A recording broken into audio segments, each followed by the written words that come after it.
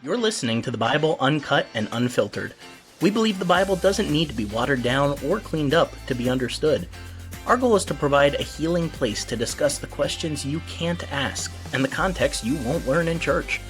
I'm your host, Colin Connor. Now, on to the episode. And we are back and finding it hard to believe we are in heaven for a second week in a row here. Last week we covered 10, that's right, count them, 10 game-changing facts about heaven that completely changed my understanding of what the biblical portrait of the good place is. And I promised that I would get into just as much, if not more, trouble this week. So let's do a quick recap and then get right into it. Last week, we started off mentioning that the Bible doesn't have a portrayal of heaven that's really anything like what we tend to think of, especially not in the Old Testament. You read Genesis through Malachi, you are not going to get anything that looks like the harps and halos flying around on clouds idea that a lot of people have about heaven. And in fact, the Bible doesn't usually call the good place of the afterlife heaven. Heaven is just a word used of the skies, and then it eventually became used of the place where God lives. And then as theology developed and people began to think, you know what, it would be nice if we got to live a second time beyond this life, and maybe we get to do that with the God that we believed in. Then it kind of became this idea of we go to heaven, even though that's not really the language that the Bible used. It was more about the resurrection by the time we get to Jesus, and that's what gets fleshed out so much in Paul and some of the other letters in the New Testament.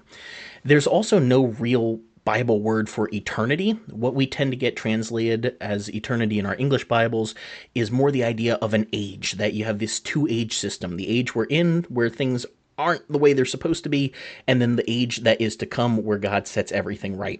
And so whenever you have a mention of forever or eternity or eternal anything in the Bible, it's actually to the age, suggesting that whatever is being talked about is not just for this lifetime, but is actually going to be something that will carry with you into a time when God makes everything right and restores Eden. As we're going to focus on this week, we're going to see that the whole picture of eternity or of the afterlife in the Bible is about trying to get back to a renewed, restored, ideal Eden like we had in Genesis, but arguably even better than that. So the first game-changing fact that we talked about is that St. Peter is not on guard duty for all of eternity. Yes, Jesus did say that he would have the keys of the kingdom of heaven, but that was more about the authority that he experienced here as someone proclaiming the message of Jesus during his lifetime on this earth. It is not saying that he is forever bouncing people out of heaven if they don't belong there. Second was we do not become angels when we die. I think this has become less popular of view as people have actually started to think about it more in the last several years, but it definitely still holds some sway in popular imagination. Angels are their own class of being. We do not become them when we die. Third, we will eat in heaven. There will be food there, and if it's in heaven, I can only imagine how good that food probably would be. I guess that brings up a whole question of, is there a different quality of food? Like, is every food the best thing that you have ever had in heaven? And how long can that last? Does it have to keep topping itself each time? Can you get a bad meal in heaven? Can you send it back to the chef? I don't know. But, just random thoughts that come to my mind as I tried to recap here. Number 4, there will be animals in heaven, but you can't promise that Fido is going to be there. Since the picture of eternity, or specifically the good part of eternity in the Bible, is of a renewed Eden, it only makes sense that there would be animals there. But when you start trying to get into the logistics of specific animals, what would allow for, say, a favored pet to be in heaven waiting for us, it just becomes a little unwieldy. But we do also have to remember that when we're talking about this sort of thing, really anything related to the afterlife, a lot of times there's a lot of emotional baggage that people bring with it because they're grieving and they're trying to make sense of a loss. So there are times when obviously we don't want to lie, we don't want to say something that's untruthful, but it also doesn't mean that we have to be as specific as we could possibly be. Sometimes you just have to shut up and be there for someone and not try to correct theology when they're grieving. That's not the time to do that. Number 5, if it is a best-selling book, it is probably not accurate. Anytime someone had a vision of the afterlife or even of just being in God's presence in the Bible, they constantly just fall on their face and they think they're about to die. But often these best-selling books aren't like that. There's no fear involved there. It's just people traipsing around a culturally conditioned idea of heaven. That's not to say that everybody that says they have a near-death experience is lying or misrepresenting what they saw. I believe most people who have those experiences really do have them, and that they are accurately representing to us what they perceived. But perception is not always the same thing as reality. And so we have to remember that just because someone saw something doesn't necessarily mean that is actually the case. We can perceive things to have happened that did not actually happen that way. Next up, we get to keep our crowns in eternity. And we're going to talk about this more this week as we get into rewards, but it's a very common idea that we will have to cast the crowns that we receive in this lifetime before Jesus' feet when we get into eternity. So much so that one of the most popular contemporary Christian bands of all time was named Casting Crowns. Love some of their songs, do not love the theology because it's based in one verse and it's about 24 elders, the identity of which are unknown, but they are the only ones that actually cast crowns at the feet of God. Nothing is said about all believers having to do that. Next up was one that definitely ruffled some feathers. It's that you don't have a mansion just waiting for you over that hilltop. The verse that frequently gets used here is John 14:2, where Jesus talked about having many dwelling places built onto God's house, much like the in-law suites of the ancient Near Eastern world, where it was actually the young people that built on the in-law suite onto the groom's family's house. So Jesus was drawing on that imagery. He was not saying that we all get to live in our nice little isolated mini palaces in heaven. It's actually quite the opposite. It's a communal image suggesting that there is room for everybody in God's house. Next up, one of my favorites, that you don't have to sing of his love forever. Heaven is not just one long worship service. There is an entire life that goes on there, an entire ecosystem, an entire political culture, we could even say. And again, we're going to get into that more in a few minutes here. But it's not just one long church service. There is mention in Revelation 4:8 of 4 fantastic beasts that are constantly worshiping God, but nothing says that that is our role for eternity. And we ended last week ticking people off even further by pointing out that Revelation 21:21 does not say that the streets of heaven are all paved with gold. There is no yellow brick road leading you to God in heaven. Rather, that verse mentions a singular street of gold, and the word used there is that of a marketplace, suggesting that the entire city square is made of pure gold. And the point being that gold, financial gain in any form, is not worth going after in this life, because it's the stuff roads are made of in the next. Now that we have that recap out of the way, it's time to add even more chaos into the mix. Let's start off today swinging for the fences. Believe it or not, if you were married in this life, there is a good chance you could still be married in heaven. This was one of the biggest shockers to me of this study. And as I mentioned last week, some of these points may hit for you more poignantly than others. Everyone is going to have a different experience with what they have heard preached and what they have read in books and just what cultural understanding they have of heaven. But this is one, at least in the independent fundamental Baptist circles I grew up in, that was a really popular misconception. And it was that there is absolutely positively no marriage in heaven. We are all the bride of Christ, and so we all just have this relationship to God, and we're just kind of people to each other. We don't necessarily have that same marriage relationship. And it's all based out of one passage, and that is Matthew 22:23-32. And granted, there is a parallel version of it over in Luke chapter 20 as well. I'm going to touch on that in a second, but same story, so I don't really count that as a separate instance that people can draw on as proof of this. Remember what we talked about last week. If you are basing an entire doctrinal idea on one verse or one small passage, we should be really humble and cautious about how we go about talking about it. Too often we act as if we have the one right interpretation of any given passage, but if you only have one verse to go off of, or just a couple of verses in one passage to go off of, it can be very easy to take that out of context and have it say something that's not saying, and that's absolutely what has happened here. Let's look at the verses in Matthew 22 and see what we can figure out about this. And I would love to hear from you. Is this something that you heard preached in church? Did you hear that there is no marriage in heaven? And was it just explained off of this passage? Did you hear anything else about this? Let us know. Drop us a comment. We love hearing from you. Matthew 22, verse 22 begins, "When they had heard these words, they marveled, the crowd marveled, and left Jesus and went their way. But the same day there came to him Sadducees, who say that there is no resurrection. And they asked him, saying, Master, Moses said that if a man dies, having no children, his brother has to marry his wife, and raise up seed to his brother. Now there were with us 7 brothers, and the first, when he had married a wife, deceased, and..." Sorry, that's wonderful King James language there. That the man deceased. I don't think I ever realized that. Gotta love it. Sorry, sometimes you just read something so much and then it doesn't strike you until you actually say it out loud. All right. Back to verse 25. There were with us 7 brothers, and the first, when he had married a wife, he died, and having no issue, no seed, no descendants, no children, he left his wife to his brother. Likewise the second also, and the third unto the 7th. And last of all the woman died also. Therefore, in the resurrection, whose wife will she be of the 7? Because they all had her. Jesus answered and said to them, You do err. You don't know the Scriptures, nor the power of God. For in the resurrection they neither marry nor are given in marriage, but there is the angels of God in heaven. But as touching the resurrection of the dead, have you not read that which was spoken unto you by God, saying, I am the God of Abraham, the God of Isaac, the God of Jacob. God is not the God of the dead, but of the living. So people take one look at these verses and they say, well, apparently Jesus said there is no marriage in heaven. But is that actually what he said? I would argue no. And it just takes a little bit of a closer look at these verses. I went on this little hobby horse last week, and I'll do it again here.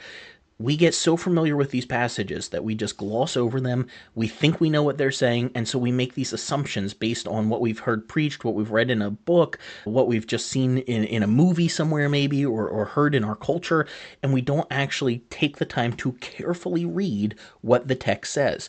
Now, throughout this study, I am assuming that we are treating the Bible as an authority. Obviously, there are 1,000 other directions we can go at the discussion of an afterlife. But since my area of expertise is being a Bible scholar, dealing with ancient Near Eastern culture, that's just what we're focusing on here. And as far as I can tell, a good segment of our audience here does believe that the Bible is an authority or even the authority in their life. So if you put that kind of weight on it, you need to consider what it's actually saying and not what you want it to say. And often it's the simple little things that we miss. Like in this case, verse 30, Jesus said, For in the resurrection they neither marry nor are given in marriage, but are as the angels of God in heaven. Does Jesus say there is no marriage in heaven? Let me read it again. In the resurrection, they neither marry nor are given in marriage, but are as the angels of God in heaven. Jesus never said there is no marriage in heaven. He said there is no new marriage in heaven. Did you catch it? For in the resurrection, they neither marry nor are given in marriage. He never said they are not married. He said they do not marry or give in marriage. And when you actually stop and think about this, that makes so much more sense than saying there is no marriage whatsoever in eternity. That's such a weird concept when you actually begin to think about it. And this is one of the more common questions I've gotten about eternity is it true that there's actually no marriage in heaven? Because when people really stop and think about it, that's a really depressing concept. If you decided to share your life with someone, and if you're a Christian, you probably like to think as well that God had some measure of blessing on that union. Maybe you had the service in a church, or a pastor did the ceremony, or what have you. Maybe you even followed specific standards to get to that point. Then why would that same God say, let's throw that all away in heaven? It just doesn't make sense. And I think if we just look a couple of verses down, the whole idea really falls apart, because in verse 32, Jesus tries to defend his point by saying that God said, I am the God of Abraham, Isaac, and Jacob, and God is not the God of the dead, but of the living. Now, this is a little bit of weird logic, and I'll be honest with you. I don't think that this is the best argument for what Jesus was trying to get across. To understand the logic, we have to remember that Jesus was speaking to Sadducees. There were a number of religio-political groups around the time of Jesus: the Pharisees, the Sadducees, the Essenes, and several other groups that we could mention. And the Sadducees were often in conflict with the Pharisees, doctrinally speaking, And the main thing that the Bible focuses on, the Gospels focus on, and I believe in Acts as well, is that the Sadducees did not believe there was an afterlife. They did not believe in a resurrection, whereas the Pharisees did. In fact, there's even a passage in Acts where Paul uses that to his own advantage in a difficult situation. But here, the Sadducees come to Jesus and they are trying to trip him up. They are trying to show the ridiculousness of believing in an afterlife. And so they bring up this case study of one bride for 7 brothers. And it can sound really extreme and strange to us today, but they are drawing on an actual precedent that was in Deuteronomy, in the Mosaic Torah. And that was the concept of levirate marriage. See, in the ancient world, women did not really have any form of social standing. They were essentially on the level of a slave in a lot of ways, and many times they were basically just sex slaves to their husbands. That's not to say they didn't have any agency whatsoever. There are plenty of stories of ancient women using what little power they had to make a big difference. But overall, it was a very patriarchal culture. And so a woman's identity was pretty much entirely revolved around whatever man was the authority in her life, which was her father until it was passed on to her husband.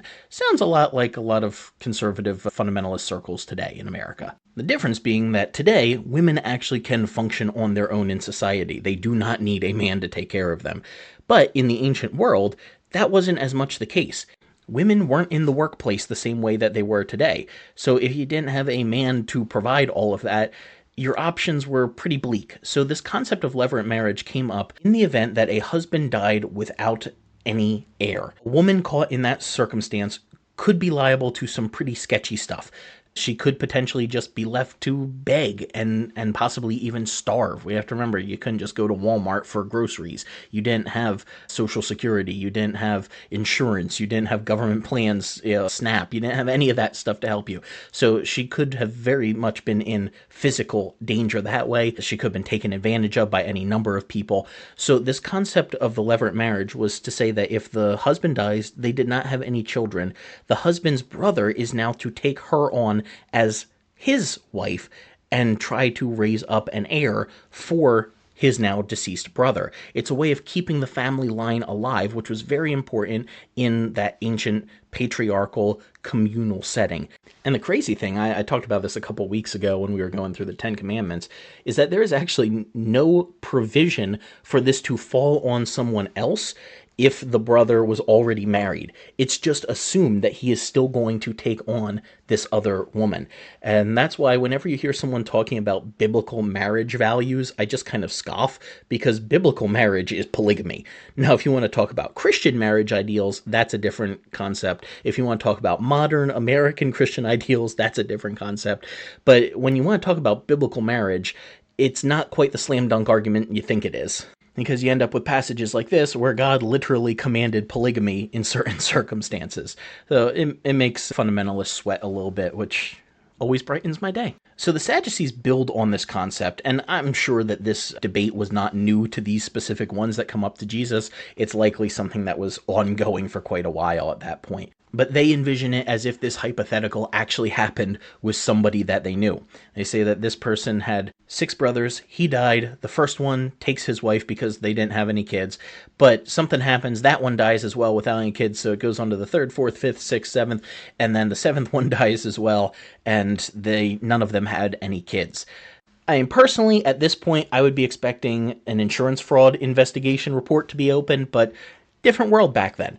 So the point that the Sadducees bring up is, okay, Jesus, if the resurrection is real, if the afterlife is real, whose wife is this woman? Does she belong to all 7 brothers? Does she belong to the first one? Does she belong to the last one? What do you do here? And Jesus, in typical Jesus fashion, doesn't actually answer their question. At no point does he say, oh yeah, the first guy has her as his wife, or the last guy has her as his wife, or it's one big polycule. He doesn't actually explain that. His answer to them is, first off, just to completely berate them for misrepresenting scripture. And then he says, for in the resurrection, they neither marry nor are given in marriage, but are as the angels of God in heaven. But touching on the resurrection of the dead, haven't you read that it was spoken by God saying, I am the God of Abraham, Isaac, and Jacob? God is not the God of the dead, but of the living.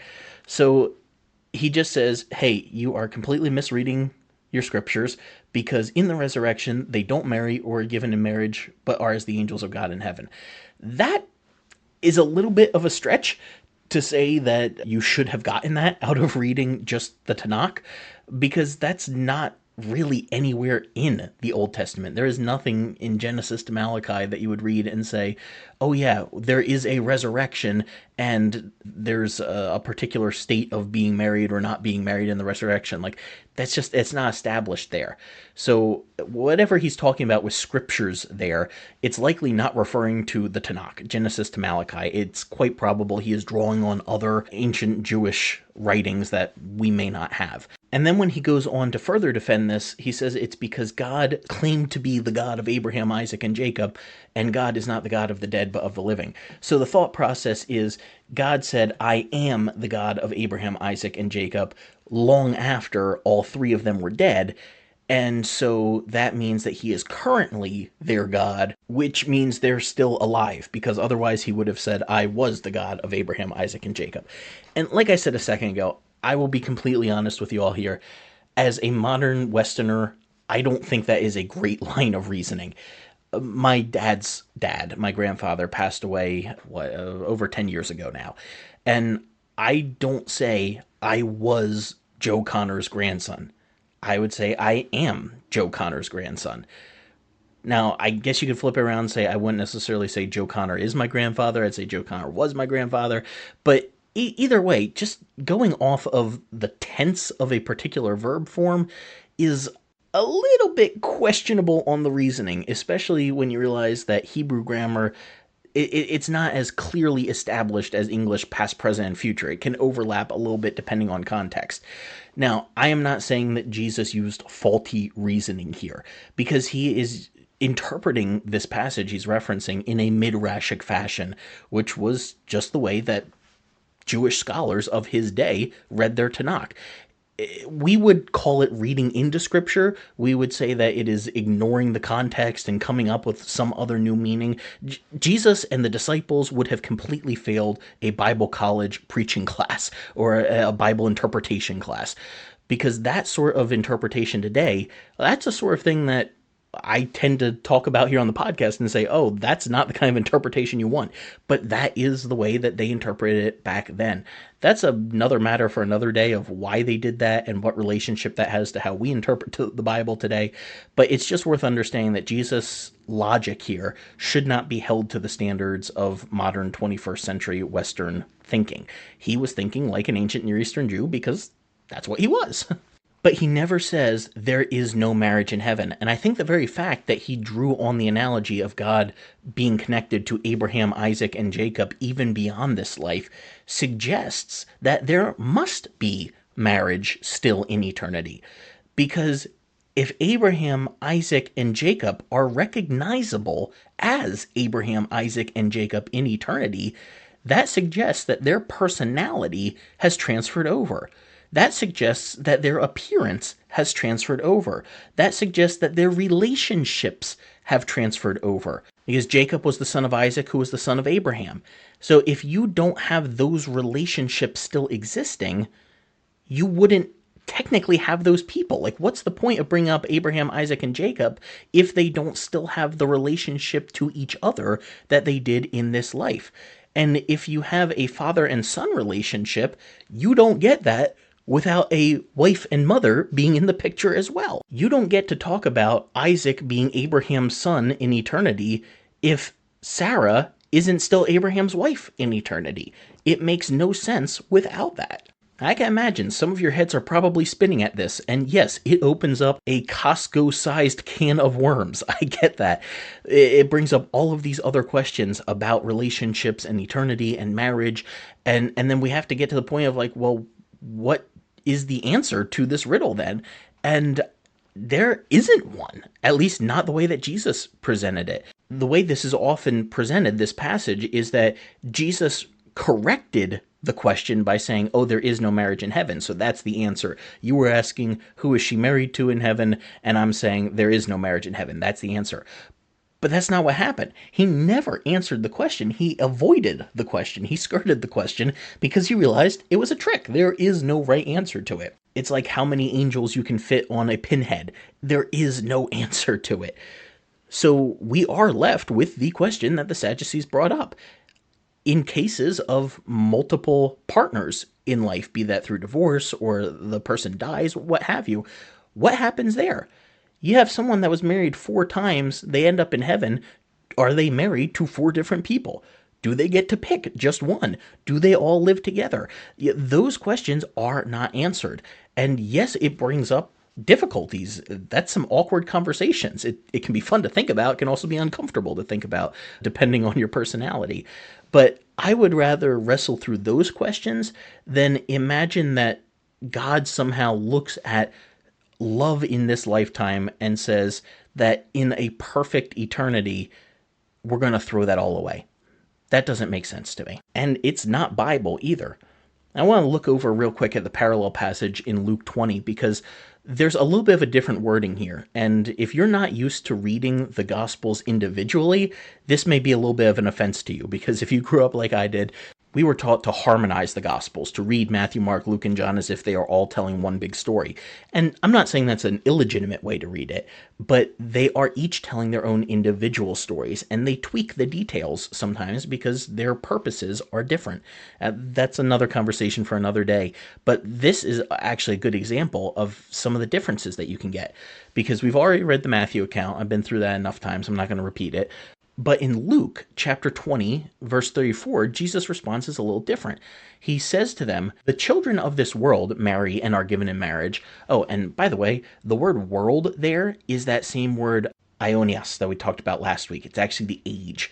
And that gets into a whole discussion of why the world is not our enemy. Secular culture is not our enemy in the Bible. It is the world system, this particular fallen age in the way that we think in it. That's what the Bible talks about when it mentions the world. It's not saying anything secular is bad. It's saying things that are of this mindset, as if this age is all that we have. This age is where we should grasp and claw and try to beat everyone else out so that we can survive.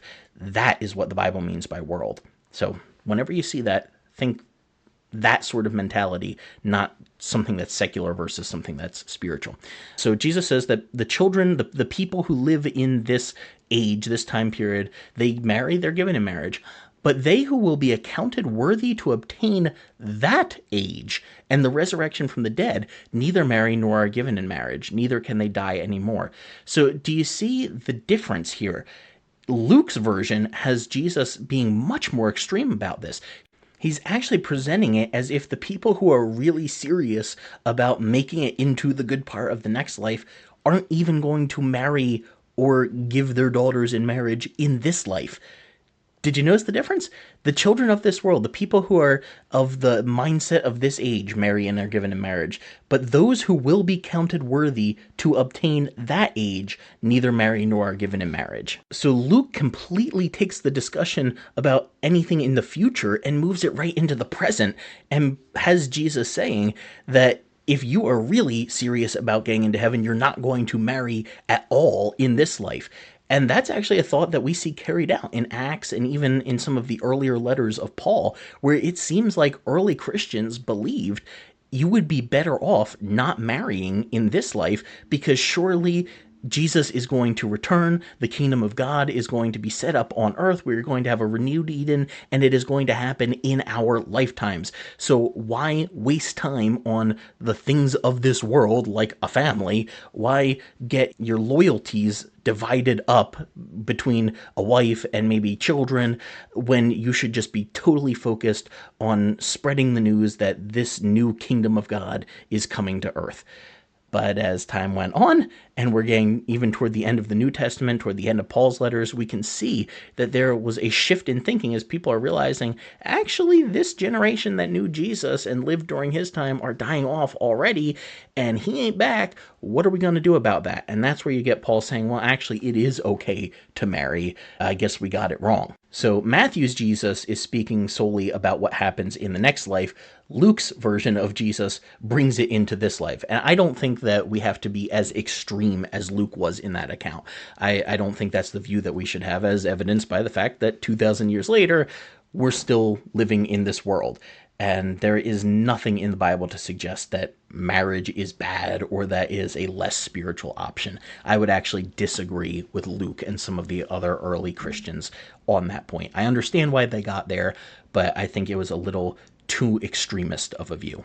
I want to make one other point here before we move on to our next game-changing fact about heaven. And I realize I've spent a good deal of time on this first point. Don't worry, we're not going to spend quite as much time on each of these remaining ones. This one just warranted a little bit more discussion because people can get really up in arms about this one. I feel like it's something you need to devote the appropriate amount of time to show people what's actually in the passage. So the one other thing that I want to bring up here is that if you have had a bad or abusive marriage, don't worry. I don't believe that this passage is saying that God would require you to spend eternity with someone who could cause more hurt. I am fully confident that even if there is marriage in heaven, and I do believe that there is, but even in that case, it is not something that is required, particularly in the case of an abusive or harmful or even just bad marriage. People make mistakes. Sometimes people end up with the wrong person. Sometimes marriages go sour. It happens. It's life. And God is not someone who is bound by external rules to the point that he would say, oh, well, you said I do, so I guess you gotta be stuck together forever. That is not something that we should worry about. Particularly in the case of an abuser, whatever happens with that exact person and however God may or may not bring them back to himself is another conversation, but I am very confident that God would never hit you up to that person for all of eternity just because it happened for a period of time in this life. So don't worry about that, and let's remember, God is a God of love, God is a God of goodness, and so that means that if the way we understand him or the Bible or any given passage or any theology, if the way we understand those things leads to a picture of God that is unloving, unkind, or doing something that if a human did it, it wouldn't be right, then that does not mean that's what God does. That means we have misunderstood those passages. That means we have misunderstood what God actually wants. Something does not become good because God does it. God only does good. And so therefore, if in any other circumstance it would be a bad thing and you see God doing it, it means that you have misunderstood what God actually wanted because he would not be doing that. And we can confidently, assertively say that forcing a woman to stay in an abusive or bad marriage is a wrong thing. So therefore, it is not something that God would do. All right, I know that was a lot there, so let's take a little breather, stretch, get some water, use the bathroom, whatever you have to do. We'll come back in a second here, and the next couple are going to be a little bit quicker because they're actually building on what we talked about here and how our personalities are going to carry over into eternity as well.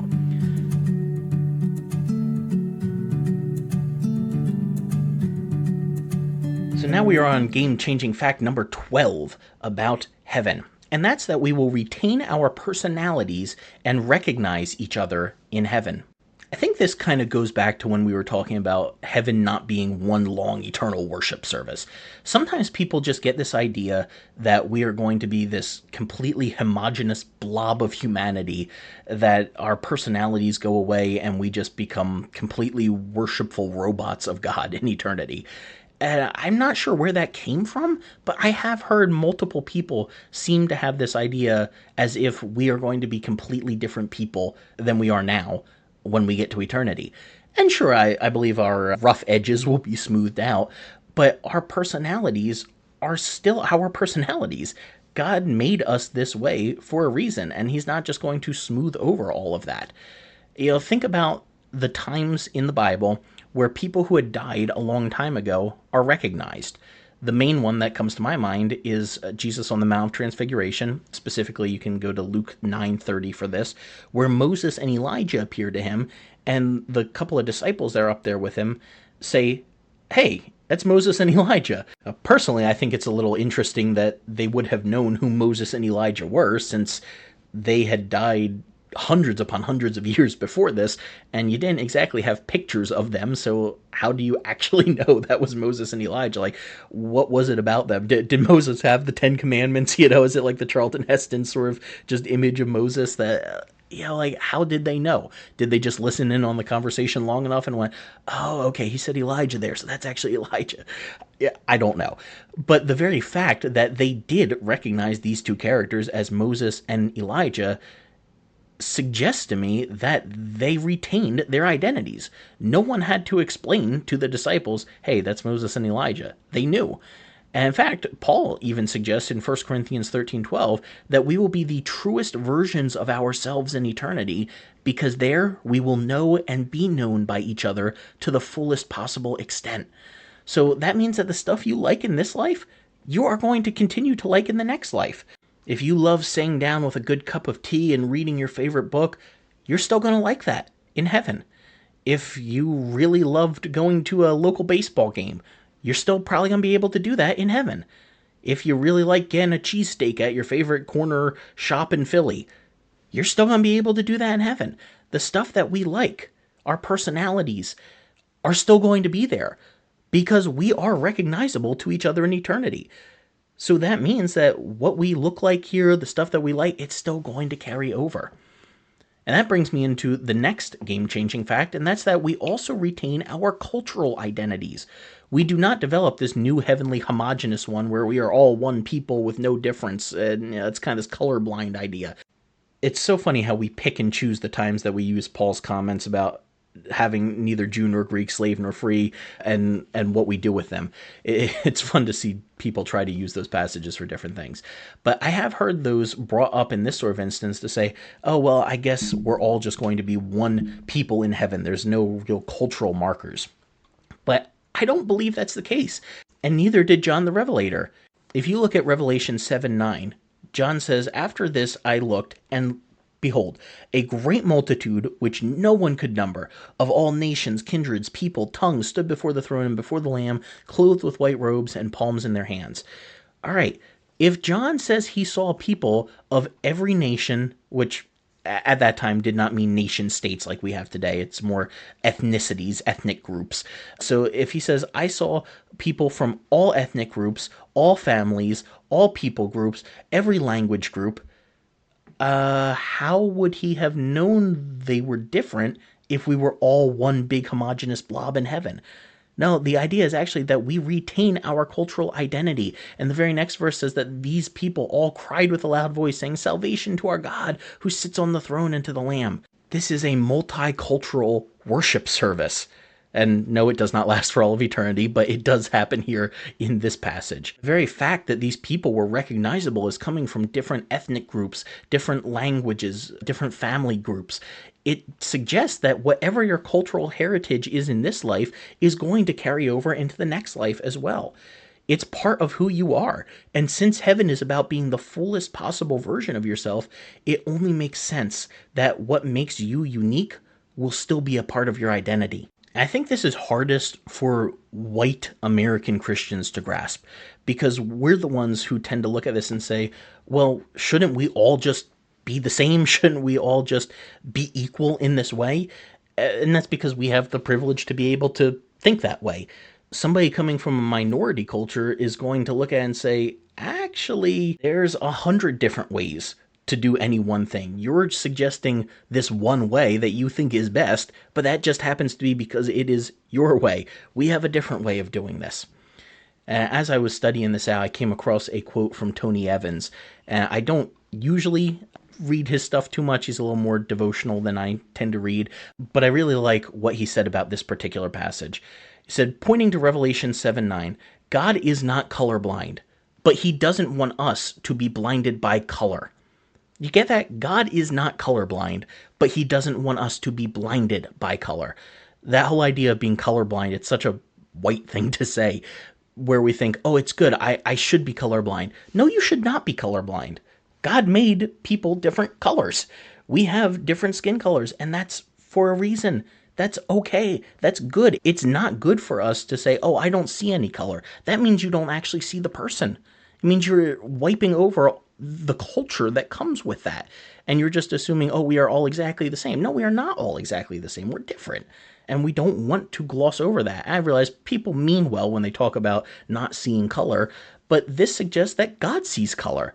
Now, he doesn't define us by that. He doesn't say that is your predominant characteristic, but it allows for a diversity of perspectives, of cultures, of different ways of viewing and even worshiping God that can now be brought together into one. Going back to what Evan says, God doesn't want our hue to define our relationship. We're supposed to be different, but John says Christ is supposed to be all in all. When someone decides to live by the rules of God's kingdom, then you become a part of one new man. And then as he went on, he used the analogy of an orchestra warming up with all this discord and noise until the conductor comes out and takes control. And he says, what was noise is now a song. Even though a wide variety of instruments are still being played, though the world may want to keep creating discord, in the kingdom of God, we're playing his song. And you can use your own racial instrument as long as you're playing his song. I like that. Pressing that analogy a little bit further, the way I was raised said there is one right way to do everything. And it's as if we said, in God's grand orchestra, the only instrument that matters is the trumpet. That is the best instrument out there, and so you must play the trumpet and the trumpet only. And God's there going, that's nice if you want to listen to a trumpet solo, but I kind of want an orchestra here. And that's what we miss out on when we just gloss over culture and color and try to make everything this homogenous, generic, white version of Christianity. It's uncomfortable allowing in other cultures, and you are going to have aspects of their worship and their culture that don't resonate with you. And that's okay, because it's not yours. But we have to make room for them to exist alongside us, because they can be just as pleasing to God as any other expression. Moving on to number 14, and this is the last one that I'm kind of following the same train of thought here. It's that we will have not new, but renewed bodies. And this is actually a thought I'm going to carry on a little bit further into the episode, that the whole concept of heaven and eternity, it's not of something that is altogether new, as if it did not exist before. Rather, the picture that the Bible provides is of stuff that is being renewed. And so that applies to our bodies as well. Think about how Jesus' scars carried over into his resurrection body. Like we talked about a few minutes ago, Moses and Elijah were still recognizable as Moses and Elijah. And so I think that means that scars, tattoos, hair color, eye color, height, etc., all of that, it's going to carry over into the next life. Now, I don't believe that our bodies will have all the same problems that they do today due to entropy, but they will still be recognizable as our bodies. How exactly that all works out, I will be honest, I am not sure, and that is not something that the Bible is interested in debating. But it does bring up some difficult discussions, because the general idea of heaven, I think that a lot of people have, is that we are going to have these perfect bodies, where any of the problems that we have with our bodies in this life are completely gone. But we do have Jesus' scars being mentioned on his post-resurrection body, and scars aren't normally considered to be a good thing. It's a form of disfigurement. So how does that speak into any other form of disability or disfigurement that someone may have? What if you have someone who lost a limb? What if you have someone who lost eyesight as they got older? What about someone who is paralyzed?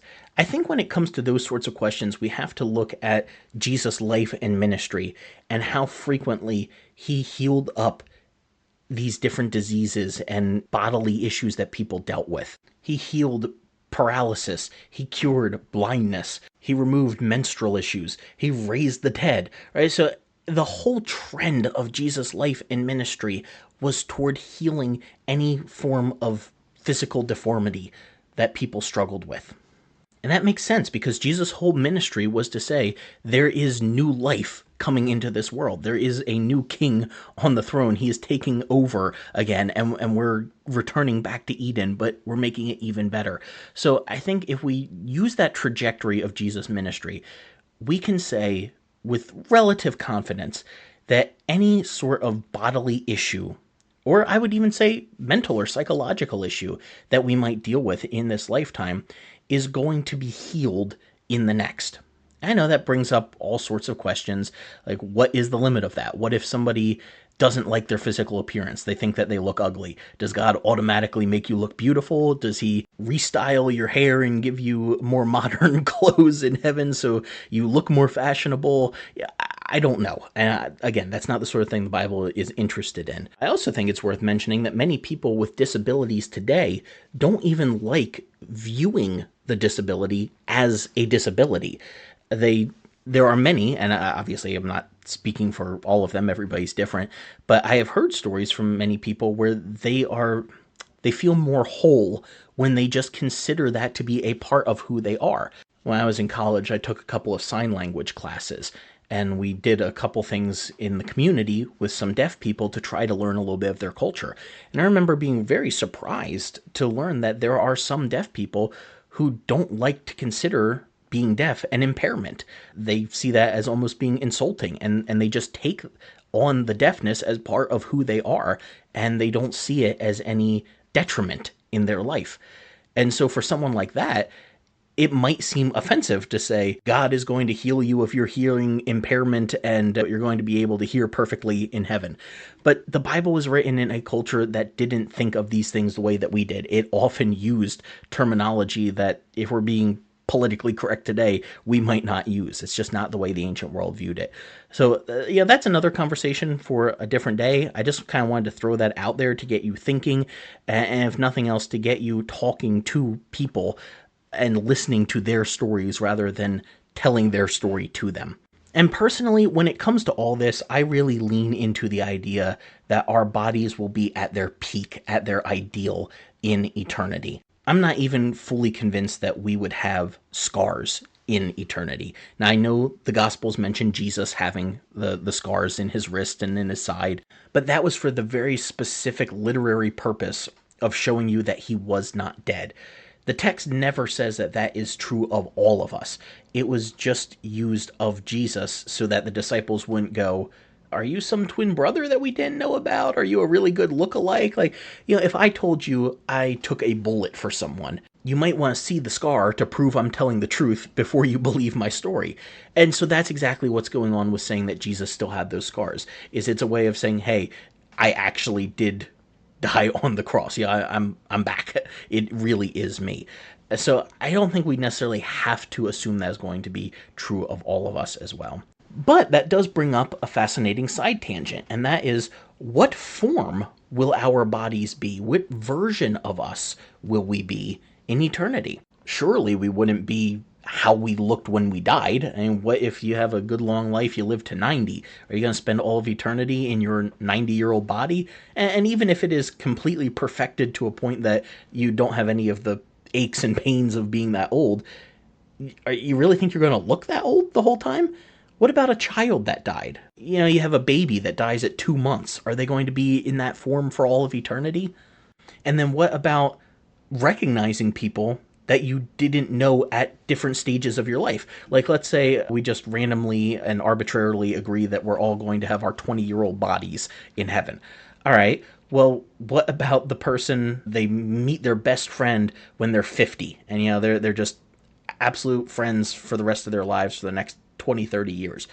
Well, they didn't know each other at 20, so are they going to be able to recognize each other then? Are they going to appear in their 50-year-old form to each other and in their 20-year-old form to people that knew them then?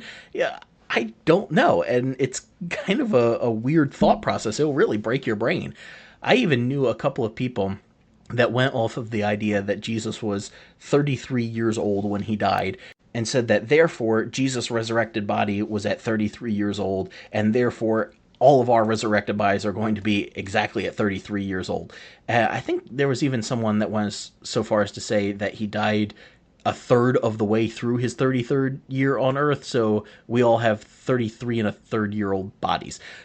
Listen, folks, I can't make this stuff up. I promise you, I am not making these stories up. The weird stuff I share on this podcast, this is actual stuff I heard preached as real sermons in the IFB. This is why I need therapy, okay? But that whole idea of Jesus time of death affecting the way we're going to look. There is no basis for that in Scripture. It's a really far-fetched theory. And what do you do with people who died before they reached 33? And the reality of the fact, too, is we don't actually know Jesus' age. A lot of Christians take for granted that Jesus was 30 to 33 when he died, but we don't really know that for sure. There is only one gospel that says anything about the age of Jesus, and it's Luke. And Luke brings it up twice. He mentions Jesus being around 12, that one time he got lost at the temple. And then in chapter 3, he says that Jesus began his ministry being about 30 years old. That's Luke 3:23 if you want to double check me on it. So we have nothing that explicitly states an age of Jesus during his ministry. Just a statement that when he started, he was, quote, around 33 years old, whatever that may mean. Is 25 around 30 years old? Is 33 around 30 years old? Does that mean that he was going to be 30 in a week? Does it mean he had just turned 30 a month ago? We don't know. And then the idea that he had a ministry of 3 years, it's some imprecise math. And there is no verse that says he died 3 years after he started his ministry. The whole concept comes from counting the number of Passovers that are mentioned in the Gospels. But again, that is an imprecise science because the number of Passovers that are mentioned in each Gospel are different. So we don't have an exact account to say how long Jesus' ministry was. It may have been a year, it may have been 3 years, it may have been 5 years. We don't know. We do have one other verse, I believe it's in John, where Jesus is debating with religious leaders. I believe it was the Pharisees in that case. And they say, hey, you're not even 50 years old yet. What business do you have talking to us about our father Abraham? And there's 100 different ways you can view that passage. But if nothing else, it suggests to us Jesus was under 50 at this time, which I don't know of anyone that believed he was over 50, so that doesn't really help us any anyway. But all of that to say, we cannot even say with certainty that Jesus was 33 years old when he died, and so we certainly can't say that that would then have any effect on us. There's really nothing we know precisely about what we're going to look like when we get to heaven. Jesus had his resurrected body even when he came back from the dead, and he was able to pass through walls, but he was still recognizable. He was still able to eat. And then as we get into Paul's letters, he uses Jesus' resurrected body as a model for what we can expect as well. So it gives us a little bit of a series of expectations, but nothing really concrete. So I would not say that we are going to have all new bodies. I would say that we will have renewed bodies. We are definitely going to be recognizable. I tend to think that any physical characteristics and traits will still be there. Like we're not all suddenly going to be 6 foot tall or anything. Whatever your height is, it will likely be that in eternity. But then even then, that brings up a question. What about somebody who was born with dwarfism? Does that count as a physical defect? What if they like being that height? What if they want to be a different height? You can just go in so many different directions with this. And I like to think, I can't back this up with Bible, so please realize I'm not speaking authoritatively here in any means, but I like to think that we are, for the most part, going to retain our bodies recognizably. I like to think they are going to be at the peak of their existence and beauty physically. And I also think that in certain circumstances, God may even give us a choice to retain or change certain features. Again, can't prove that, but it's how I like to think about it. Okay, that was number 14. Let's get 15 in here as well before we take a quick break. 15th game-changing fact about heaven is that it is not just a future reality, it is a present reality. This is a concept that I introduced last week talking about hell. We use the terms heaven and hell to talk about what is going to happen to someone in the future. And it's usually whether or not you believed in God or Jesus a certain way. It determines where you're going to spend all of eternity. But like we talked about last week, that's not, 2 weeks ago now. Sorry, I forgot we started heaven last week. So 2 weeks ago is when we talked about hell. The biblical portrait is not so much of a future reality, or I guess I should say not just a future reality, but rather something that is also a present reality. Heaven isn't just about the life to come. It's about the life that exists right now and the power of that future life that we can draw on to make the moments in this life better. See, this is the idea of sanctification in the Bible, the concept that we can continue to become better, more whole versions of ourselves in our lifetimes. And it gets into all kinds of deep, nerdy theology stuff, especially when you start reading Paul. But the way he presented it, at least in my understanding of it, people can differ on this, but it's that the way that you can be the best version of you in this life, the way Paul would say it is, overcome sin, is by realizing that you are already, he would say, seated in the heavenly places with Christ. I think what he means by that is that if eternity exists outside of time, right? That's kind of the definition of eternity.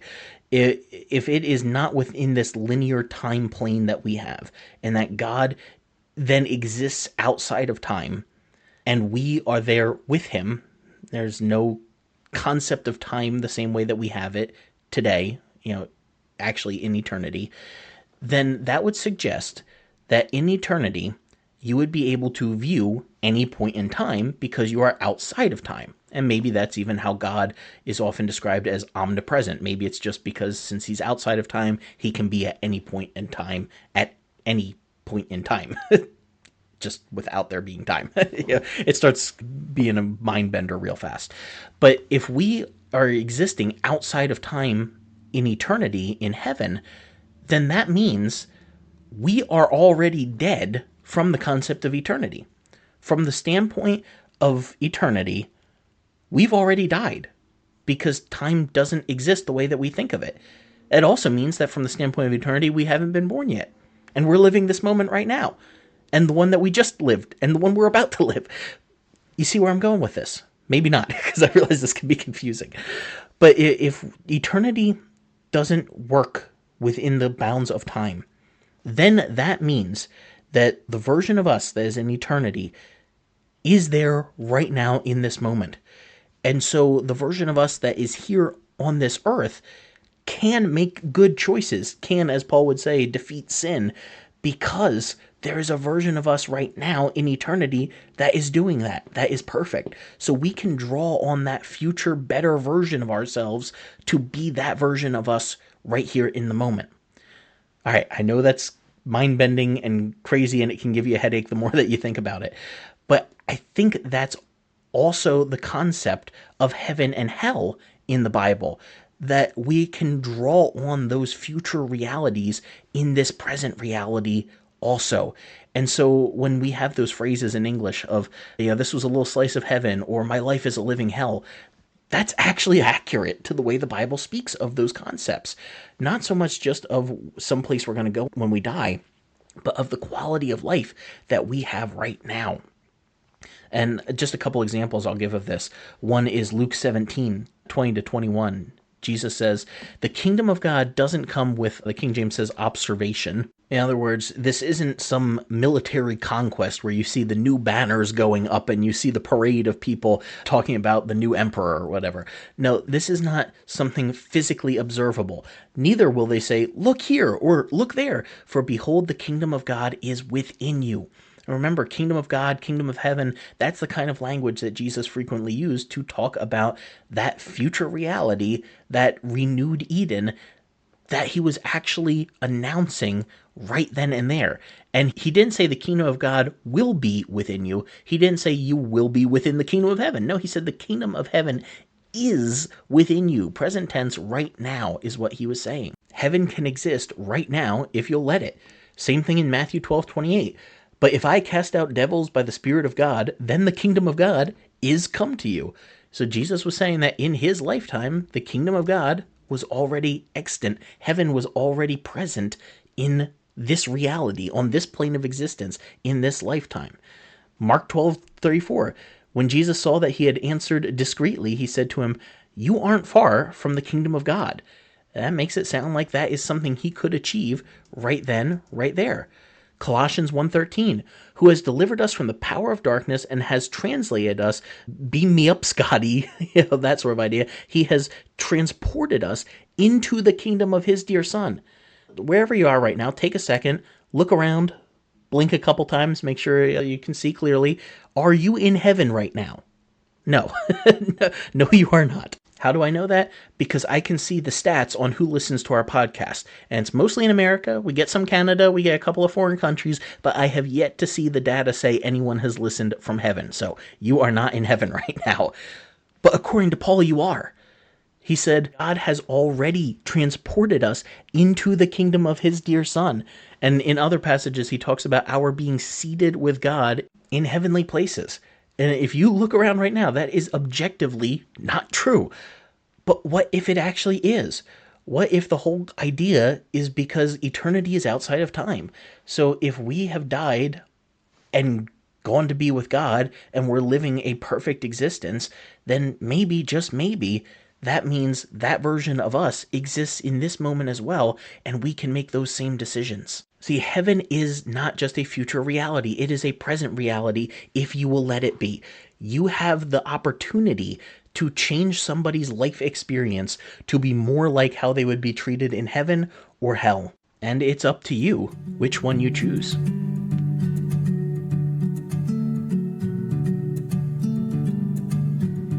Alright, how are we feeling so far? I know this sort of topic can really mess with your brain because it fights against everything that we have heard for so long. It can be mentally exhausting thinking through this. But if you have the time and energy for a few more, so do I. So let's keep it going. Number 16. How you live this life will affect the quality of your next life. I tend to think this is pretty intuitive to the average person, but the more you become a theology nerd, the less this becomes intuitive to you.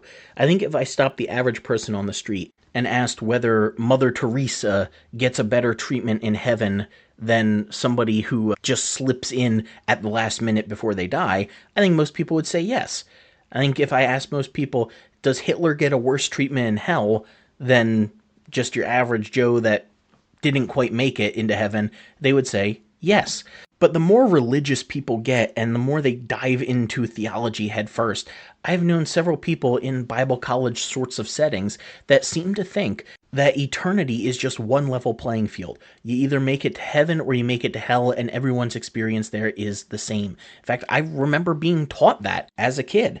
For those of you who have listened to our episode from earlier in the year about the book that I wrote as a teenager, the Complacent Christianity one, my early draft of that book had said something about complacency being one of the worst sins of Christianity, right? And there was a pastor in a church that I respected quite a bit, and I had asked him to look over it for me, and he didn't even make it past that first, I don't even think it was the first chapter. I think it was just like the prologue, the preface.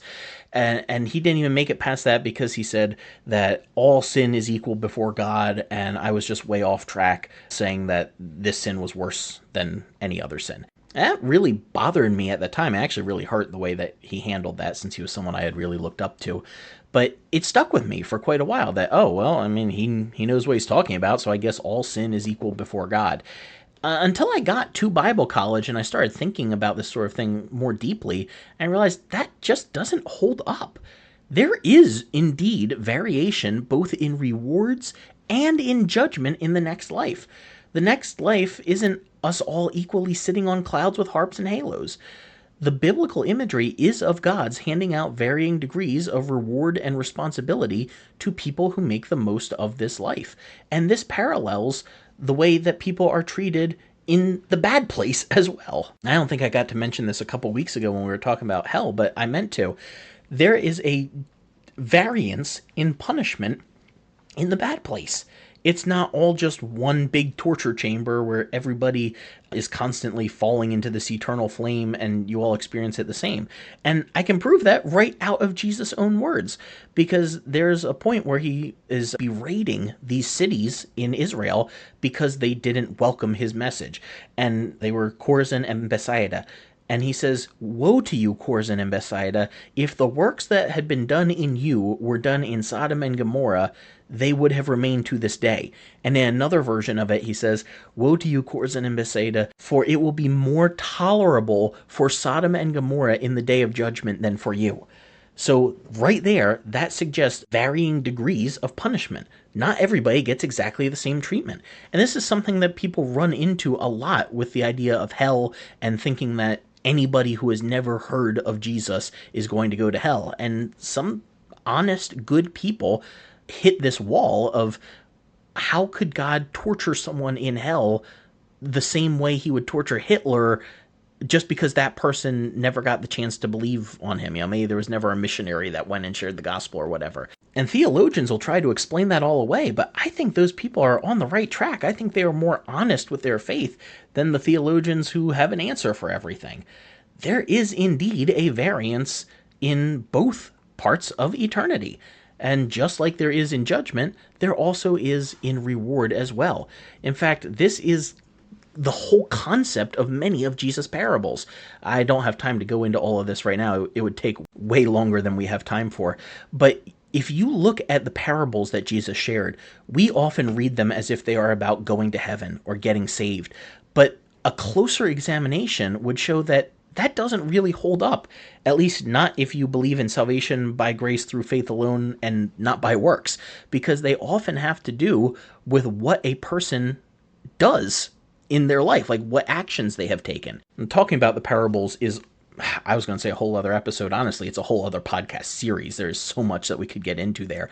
But I'll just tease this out here and say that the parables of Jesus are, I would argue exclusively, but to be safe, I'll say almost exclusively, about sanctification, not about salvation. They aren't about how you get to heaven. They are about what kind of rewards you receive in the next life based on how you live in this life. And if that intrigues you, I would direct you over to, I actually mentioned this guy in last week's episode, I believe. There's a pastor of a small church in North Carolina. His name's James Hollinsworth, and he has written a few different books on this topic now. I know one of the earlier ones was The End of the Journey or The End of the Pilgrimage, something like that. A few years ago, he did one specifically on parables. He's a friend of mine. I'm sure we would differ on plenty of things at this point, but he really helped me to understand the New Testament, the Gospels, the teaching of Jesus, the parables, in what I think is a much more culturally accurate light than the way that we tend to present them. So I would direct you over to his books, James Hollinsworth. You can find him on Amazon, and he gets more into the details of why those sorts of passages are not about how to get into heaven, but actually about the sorts of rewards that you can have in heaven. And there are all different kinds of passages about this in the Bible. It kind of goes back to the crowns discussion too, right? Like, we see here that we should just be thankful that God loved cockroaches like us and we owe everything to him. But that's not the portrait in the Bible. The portrait in the Bible is that God does actually motivate us to good works by offering us eternal rewards. And the way that is often presented, because the Bible was written in an ancient Near Eastern culture where this was just the way it worked, is that we would be able to rule and reign with Christ, that we actually get varying degrees of authority in the government of the new heavens and the new earth, the new Jerusalem, maybe even over other worlds. Now, that's speculation. The Bible is not interested in going into that, but I think it could be possible. And that's very much the picture that we get in these different passages in the Gospels and then in Paul's letters and even in Revelation that talk about these rewards. It's not just something that we get to throw at Jesus' feet when we get to heaven, but rather something that we get to hold on to as a form of authority and power and privilege and prestige in the next life. And that leads me into the next point, and it's that heaven is a bustling metropolis. In the sweet by and by, we will meet at the corner of First and Amistad, and you'll be able to find God there. Now, whether or not he'll be smoking his last cigarette, that's another matter. But the point is that it's not all harps and halos on clouds, and it's not all open pasture land. The depiction of the good place in the Bible is of a metropolis, a city, a world very much like ours. Read Revelation 21. It talks not about our flying away to the sweet by and by, but rather of the new Jerusalem coming down from heavens to us, coming out of the skies to us. Heaven, the good part of the afterlife, it revolves not around some ethereal realm where we live in God's throne room forever, but rather it revolves around a renewed earth, where we have this Jerusalem as a headquarters, that it's like a renewed Eden. It is the jumping off point between the new heavens and the new earth. But we still live on this renewed earth. And that slides me into my next point here, which honestly, this one and the one after that, they're just kind of further talking out the previous point, but they're separate enough that I want to draw attention to them. And it's that the next life is about a renewed Eden. If we think back to the Garden of Eden, there was work in the garden. Work is not a result of the fall. The curse did not bring about work. The curse just made work harder and more unfulfilling. So that suggests that we will work in eternity, but we're all going to love our work and find fulfillment in it. At least that's what I like to think. I tend to think, and again, I can't back this up scripturally, but I tend to think you'll be able to pick whatever career you want and maybe even get to try out different ones. I mean, if we have unlimited time, really no time whatsoever, no concept of time, then you can contribute to the eternal human utopia society that is heaven in multiple different ways. And that lets me wrap it up in this last point here, that is our goal, our telos, our end that we are aiming toward as a humanity, is not to go to heaven when we die. The Bible is not about leaving the physical realm to go to a better spiritual place. That is a false dichotomy that we have established in theology that is not there in the Bible. It's bordering on Gnosticism, which was heresy according to the early church. The Bible is not about physical bad, spiritual good, and we need to leave this broken world so we can fly away, oh glory. No, not at all. It is about reuniting the physical and spiritual realms that were separated at our failure in Genesis 3. Our story does not end with leaving earth to go to heaven. If that was the case, the Bible would have ended with Jesus' ascension at the end of the Gospels. But it doesn't. It's about heaven coming down to earth. Consider again Revelation 21, Isaiah 65, I mentioned a few minutes ago. They are of a city, of a bustling, thriving culture, metropolis that covers the entire globe.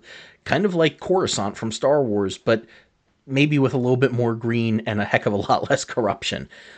And so that means, at least in my understanding of it, that the world to come is very much like this world that is. We don't have time to get into all of this. This is another conversation that I do actually want to do some podcast episodes on before too long. But a lot of Christians have this idea that God is just going to destroy this world. He's going to burn it up and start all over again. But that's not actually as clearly established in Scripture as a lot of people think. It really draws off of one main passage, and that's 2 Peter 3:10, which is a very, very difficult passage to translate. Like, it has textual issues, it has translation difficulties where we're not exactly sure how certain words should be translated, it has difficult grammar, and again, this is all different topic for a different day that I can't do that justice today. But just suffice to say, that passage does not have to be taken to mean, and honestly, no passage in the Bible has to be taken to mean that God is going to destroy this world and replace it with an all-new one. In fact, if you read just a little bit further in 2 Peter 3, it talks about having the new heavens and the new earth. And the word used for new there's a couple different words you can use for new in Greek. You can have a new that is something brand spanking new, and then you can have a new that is something that has been renewed, refurbished, made like new again. And the word that is chosen there is closer to the idea of renewing than it is about something that is completely altogether new. So just suffice to say for now that I firmly believe the biblical portrait is not that this world we live on right now is going to get burned up and then we just forever live in this spiritual existence. No, I believe that God made this world and it is the world for us to live on. And that the idea of eternity, the idea of heaven, the idea of a new heavens and new earth, of New Jerusalem, all of that, it is talking about renewing this existence, taking everything that is broken about this life and fixing it, but then also maintaining the good and even amplifying the good that we enjoy in this life. That means that in eternity, in heaven, you'll likely be able to visit your favorite lunch spot, or go shoe shopping, or see a movie, or attend a concert, or cheer on your favorite sports team. The only difference is that we will all be united with each other and with God.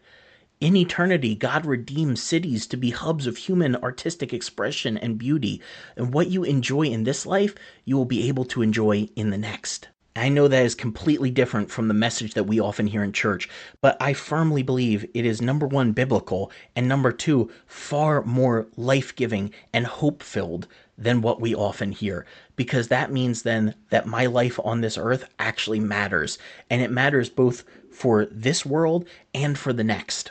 Let me round out this discussion with a few thoughts from some authors that I found to be really helpful for this. N.T. Wright is a very popular Bible scholar who has written a good deal on the concept of heaven being more along the lines of what we talked about today than what you often hear in church. And I like how he said, our culture is so fixated on dying and going to heaven when the whole scripture is actually about heaven coming to earth. In another place, he said, Jesus' resurrection is the beginning of God's new project, not to snatch people away from earth to heaven, but to colonize earth with the life of heaven. That is, after all, what the Lord's Prayer is all about. And I agree. And one of my favorite N.T. Wright quotes, it's really tongue-in-cheek, I just think it's really creative. He says, heaven is important, but it's not the end of the world. I also read a little bit from Michael Whitmer in his book, Becoming Worldly Saints, where he says that God's plan for the world's future is not destruction, but restoration. God did not say, I am making new everything, but rather, I am making everything new. You catch the difference?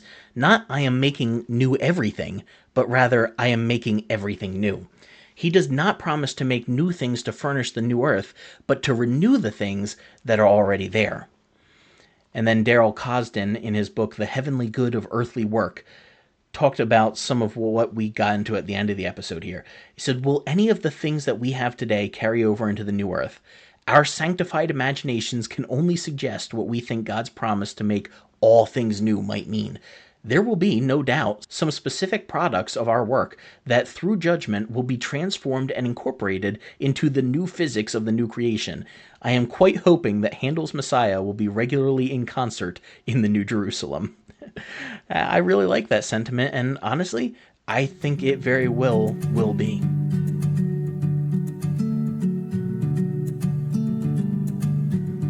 Whew, we covered quite a bit here today, and in these two episodes as a whole. And really today's episode revolved around two main concepts, and that's that in eternity we are going to retain our identities, our personalities, and that we are going to be living in a renewed rather than an all-new society. Those concepts are different from what we have often heard and believed, but I believe that they are thoroughly biblical and much more life. But I do acknowledge they can be a little tough to wrap your minds around at first. So if you are just reeling from all of this information, that's okay. Like I say often here, you do not have to agree with me on everything. You don't have to agree with me on anything. But we welcome discussion on the areas where we disagree. Let's talk about it. Just remember to be polite and respectful and assume the best of everybody involved in the conversation. Next week, we are going to do kind of a question and response sort of episode. I'm going to go through some of the most common questions I have heard brought up about heaven, hell, and the afterlife. But we always have room for more questions. So if you want to add to that list, be sure send in your questions as soon as possible here, because we do have to record earlier. We don't record live on Sunday morning at 5:30 a.m. So send in your questions. You can email us cconn@thebibleuncut.com. You can write in on our website form. It's on the homepage. You can comment on our socials.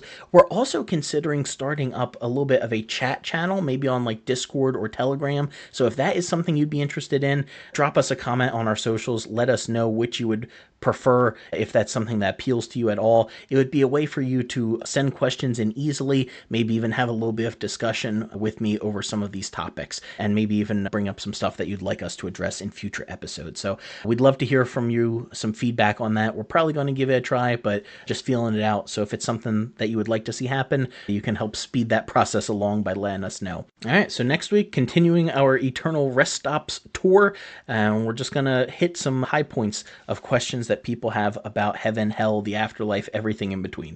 So until then, stay curious and keep asking questions about the Uncut and Unfiltered Bible. You've been listening to the Bible Uncut and Unfiltered. We hope we provided a healing place to discuss the questions you can't ask and the context you won't learn in church. If you enjoyed the podcast, would you take a minute to share it with a friend? You could also rate and review on your podcast app. If you'd like to donate to keep our work going, you can go to our website, thebibleuncut.com, and click on the Support Us tab. While you're there, check out the recommended resources and blog where we post show notes and other articles. Thanks for listening. We'll see you next week.